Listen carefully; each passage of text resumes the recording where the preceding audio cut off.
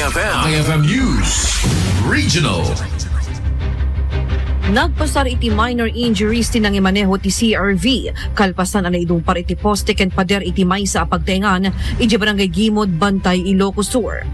Ti lalaki anang iturong ti CRV ket tagtang 22 ketupat. Awanan ti asawa. Maysa a collector iti bangko ken naging indeg iti Pado, Chico, Santo Domingo, Ilocos Sur.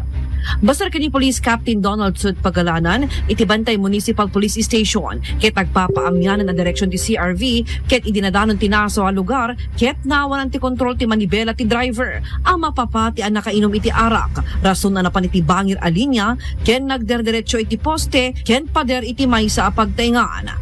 Naitaremet dayto iti Northside Doctors Hospital tapno mataming dagiti sugsugat a sinagaba na.